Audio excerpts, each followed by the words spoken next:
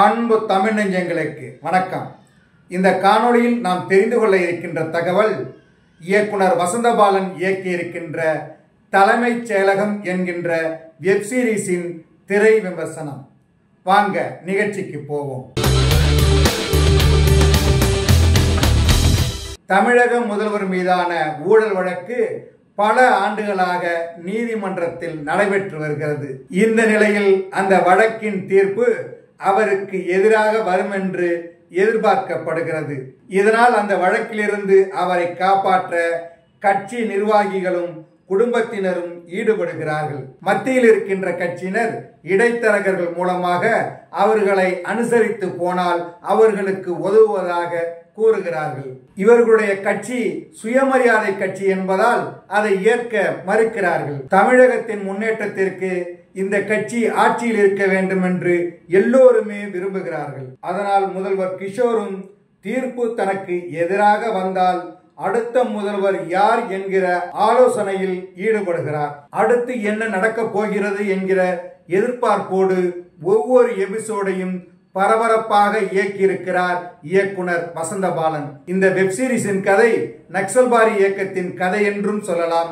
ஆந்திர தமிழக அரசியலில் நடந்த கதைகளின் தொகுப்பு என்றும் கூட சொல்லலாம். அந்த கதைகளை ஒவ்வொன்றாக தொகுத்து ஒன்றிணைத்து ஒரே கதையாக கொண்டு வந்து கற்பனை கதையாக சுவாரஸ்யமான காட்சிகளோடு பரபரப்பான சம்பவங்களோடு நம்மை பார்க்க வைக்கிறார் இயக்குனர் வசந்தபாலன். இதில் தமிழக முதல்வராக அருணாசலம் என்கிற கதாபாத்திரத்தில் நடிகர் கிஷோர் வாழ்ந்திருக்கிறார் என்றே சொல்ல வேண்டும். ஊழல் வழக்கு என எல்லா ஏரியாவிலும் தனது அனுபவ நடிப்பால் ஒவ்வொரு பிரேமிலும் அசத்தி இருக்கிறார். பாராட்டும்படியான நடிப்பை வழங்கி இருக்கிறார். கிஷோரை புரிந்து கொண்டு அவருக்கு உதவி செய்பவராக கொற்றவை என்கிற கதாபாத்திரத்தில் ஸ்ரேயா ரெட்டி நல்ல ஆலோசகராக முதல்வருக்கு உதவி செய்ய சென்று அவருடன் தொடர்பு படுத்தி பேசும் உலகில் எல்லாவற்றையும் பொறுத்து கொண்டு வாழும் அருமையான வேடம்.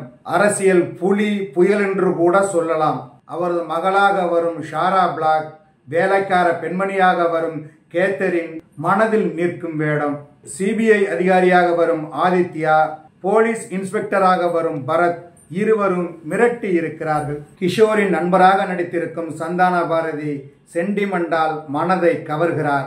கிஷோரின் மகளாக நடித்திருக்கும் ரம்யா நம்பீசன் பாசமானவரா மோசமானவரா என்கிற பாத்திரத்தில் பாய்ந்திருக்கிறார். நக்சல்பாரி தலைவியாக நடித்திருக்கும் கணேஷ் குருதி பாத்திரமும் பாத்திர வடிவமைப்பும் அவரது நடிப்பும் இந்த தொடருக்கு பலம் சேர்த்திருக்கிறது. முதல்வர் வீட்டு அரசியல் வாரிசுகள் நிரூப் நந்தகுமார், கவிதா பாரதி, சித்தார்த் விபின், தர்ஷா குப்தா என நிறைய பேர் நடித்திருக்கிறார்கள். ஒவ்வொரு காட்சியையும் பிரமிக்க வைக்கும் வகையில் படமாக்கி இருக்கிறார் ஒளிப்பதிவாளர் ஒய்டாங்கில் ரவிசங்கர். ஒரு அரசியல் படத்தை விறுவிறுப்பாக பார்க்கின்ற ஆர்வத்தை கொடுத்திருக்கிறார் இசையமைப்பாளர் ஜிப்ரான். இயக்குனர் வசந்தபாலன் வெயில் அங்காடி தெரு போன்ற மக்கள் படைப்புகளை மட்டுமல்ல, தலைமைச் செயலகம் போன்ற அரசியல் படைப்புகளையும் தன்னால் தர முடியும் என்பதையும் நிரூபித்திருக்கிறார். இதுவரை எத்தனையோ வெப் சீரிஸ் வந்திருக்கிறது. கொலை, கொள்ளை, பெண் பாலியல் என பல சம்பவங்களை கொண்டிருக்கிறது. ஆனால் அவற்றிலிருந்து இந்த வெப் சீரிஸ் மாறுபட்டிருக்கிறது. இது முழுக்க முழுக்க இங்கு நடந்த அரசியல் சம்பவங்களை கொண்டது. சேனலை ஆன் பண்ணா அந்த 8 எபிசோடு முடித்த பிறகுதான் நம்மை அங்கிருந்து வெளியேற வைக்கிறார். அந்த அளவுக்கு ஈடுபாட்டோடு பார்க்க வைக்கிற வல்லமை அவரிடம் இருக்கிறது. ஒரு படைப்பு என்பது மக்களுக்கு எதையாவது சொல்ல வேண்டும். அதைத்தான் இந்த படைப்பு மக்களுக்காக சொல்கிறது. எனக்காக மொத்த தமிழ்நாட்டையும் அடகு வைக்க முடியாது என்று முதல்வர் கிஷோர் சொல்வார். அதுதான் இந்த படைப்பின் வெற்றி. ஆமாம், அதாவது ஒரு பிற்போக்கு சக்தியிடம் இந்த நாட்டை அடகு வைத்து விட முடியாது. அதாவது பிற்போக்கு சக்திகளிடம் சமூக நீதி கட்சி தோற்றுவிடக் கூடாது என்பது இந்த படத்தின் கருவாக இருக்கிறது. அதைத்தான் சொல்ல வந்திருக்கிறார் இயக்குனர் வசந்தபாலன். அதுதான் இந்த படத்தின் வெற்றி.